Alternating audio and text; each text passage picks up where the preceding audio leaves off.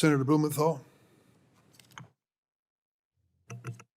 Thanks. Thank you, Mr. Chairman. Thank you for holding this hearing, and thanks to my colleagues from California for speaking with such moral clarity, and to Senator Booker for what he has said just now. And I think that we should all agree that silence is complicity. We have an obligation to speak out, stand up. Otherwise, all of our rights will be in jeopardy. And of course, none of us sympathize with any form of violence. We believe peaceful protest is a form of free expression. It's deeply rooted in our law as well as our tradition. And defending that right to peaceful protest, not violence, is woven into the fabric of our laws. What's happening here is that in many respects, the president's taking advantage of loopholes and somewhat vaguely written sections of the law relating to insurrection. And I believe that we ought to tighten those laws.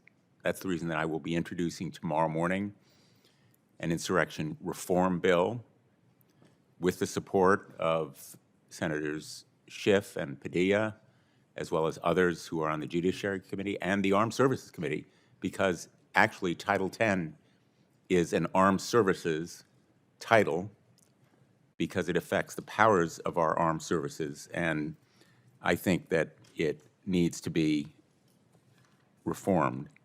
But I want to focus for the moment on the due process issue here, and to ask Ms. McCord, you know, I have been absolutely struck by the Kilmar Abrego Garcia case. Whether he's a citizen or not, he's entitled to due process, correct? That's right, Senator. And the United States Supreme Court basically said the government of the United States should facilitate his return, correct? That's correct, Senator. And then for 2 months, the United States Supreme Court was defied by the government of the United States. Isn't that contempt of court?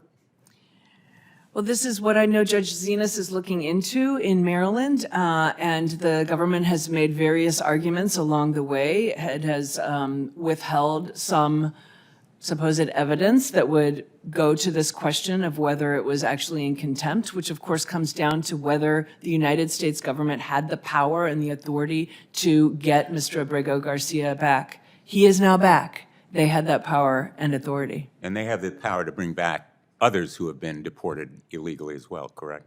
This experience certainly seems to say that. I can't help but quote Judge Harvey Wilkinson, whom you cite in your testimony, because as we all know, Harvey Wilkinson is not exactly a left-leaning, sort of wild-eyed liberal judge, and he said,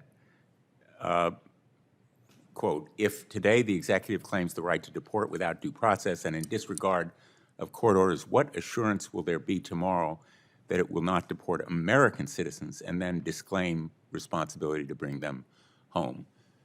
That's why silence is complicity, in my view. I want to turn to another area. Ms. Bernay, you worked with my office on the separation policy of the Trump administration in its first term.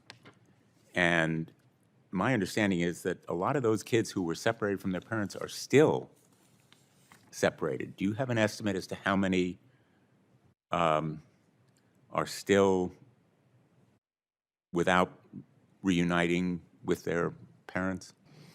Thank you for that question, sir. We did indeed work together before I went into the administration. It's a tricky question for me to answer very specifically right now because I don't have a lot of those numbers in front of me anymore. But we did reunify over 800 of the children that were still separated when I entered as the director of the Family Reunification Task Force. We also identified up to 1,000 additional children that had not been documented. Many of those children, we continue to have no record on whether they were reunified or not. So it is possible that they found their way together, as many did, because they weren't waiting around for the government to do that for them. But it is very possible that many of those families are still separated, and we will never know the real answer. My time has expired, but I just want to comment finally. In the annals of American governmental injustices, the family separation policy will go down as one of the most cruel and reckless and irresponsible, to separate children from their parents and then to reunite them only reluctantly and only after vast damage was done to those children through trauma and sometimes physical injury, and to leave many children still separated is absolutely the height of cruelty and lack of due process. So I think we need to be on guard against a repetition of that policy. Thank you, Mr. Chairman. Thank you, Senator.